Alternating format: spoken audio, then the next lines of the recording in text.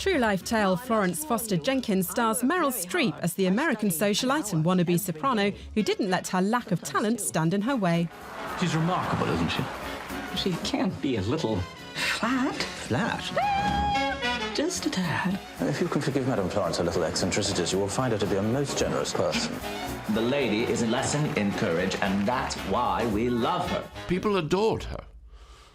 I can see it's very, very camp, but people just loved her because I think she knew they were laughing at her. The passion and the dream is more important in many ways than the ability, and so people fall in love with her, in spite of her passionate failings.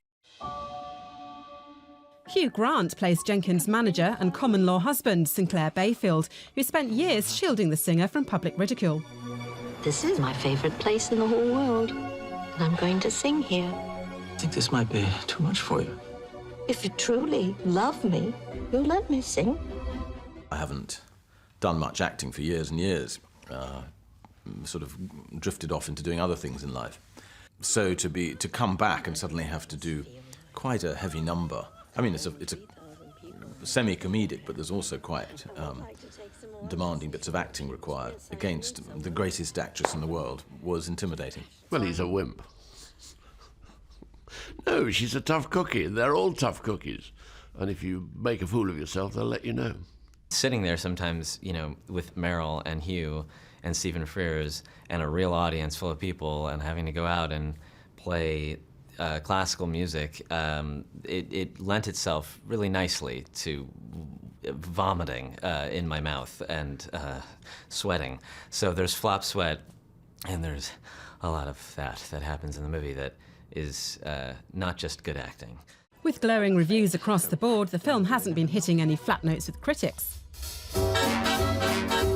It's going very, very, very well. This is what we live for, isn't it? This moment.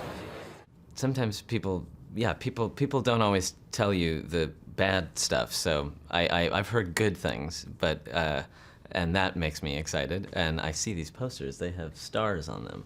I know that means something.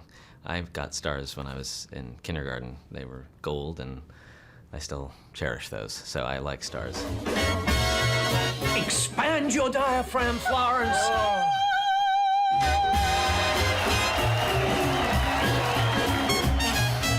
Do you want to try another take? Well, I don't see why. That seemed perfect to me.